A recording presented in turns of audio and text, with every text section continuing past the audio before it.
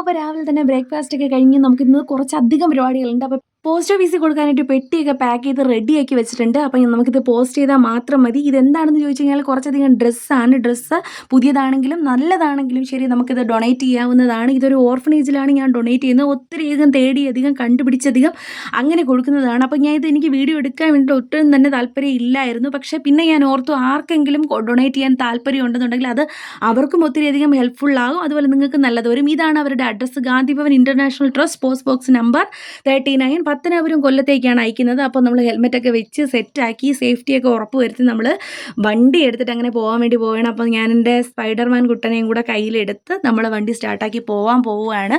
അതിനിടയിൽ വേറെയും കുറച്ച് കാര്യങ്ങളൊക്കെ ഉണ്ട്. അപ്പോൾ എല്ലാം നല്ല പോലെ പാക്ക് ചെയ്ത് പുറത്തൊന്നും ഡ്രസ്സ് പോകാതെ നല്ല അത്രയ്ക്കും സേഫ്റ്റി ആയിട്ട് ക്ലിയർ ആയിട്ട് വേണം ഇത് കൊടുക്കാനായിട്ട്.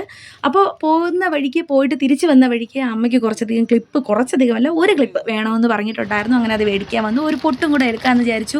ഇതിലുള്ള ഒരു പൊട്ടും അല്ലെങ്കിൽ എടുത്തത് ഞാനൊരു ഐടെക്സിൻ്റെ പൊട്ടാണ് എടുത്തത്. കാരണം ഇതൊന്നും അമ്മയ്ക്ക് വെച്ച പൊട്ടല്ല. അതുകൊണ്ട് ഇതൊക്കെ ഞാൻ നോക്കി കുറച്ചധികം കളക്ഷൻ ഉണ്ടായിരുന്നു. ഒരു ചെറിയൊരു കടയിലാണ് കയറിയത്.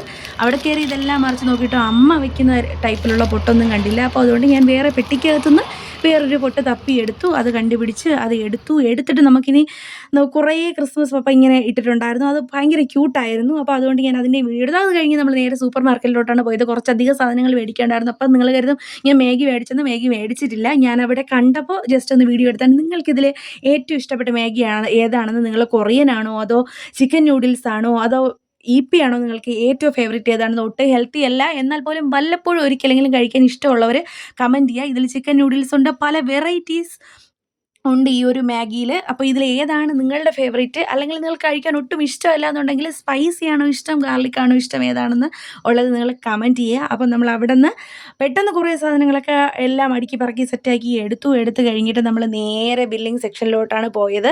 ഇതിൽ ഞാൻ കുറേ മാഗി തന്നെ വീണ്ടും കാണിച്ച് നിങ്ങളെ കൊതിപ്പിച്ചുകൊണ്ടിരിക്കുകയാണ്. ഇഷ്ടമുള്ളവർ കാണുന്നുണ്ടെങ്കിൽ. കുട്ടികൾക്കൊന്നും കൊടുക്കുന്നത് ഒട്ടും ഹെൽത്തി അല്ല.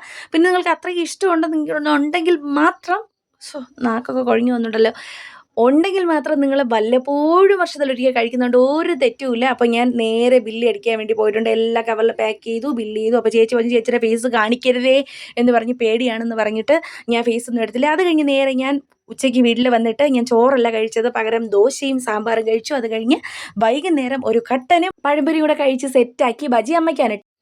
അതിനുശേഷം കുറച്ച് നല്ല അയല മീൻ കിട്ടിയിട്ടുണ്ടായിരുന്നു. അതിനെ ഞാൻ നന്നായിട്ട് മാരിനേറ്റ് ചെയ്ത് വെച്ചു. അത് കഴിഞ്ഞിട്ട് അത് പൊരിക്കാൻ വേണ്ടിയിട്ട് വെച്ചു, നന്നായിട്ട് വറുത്തെടുത്തു. അപ്പോൾ ഇന്നത്തെ വീഡിയോ ഇത്രയേ ഉള്ളൂ. ടാറ്റാ.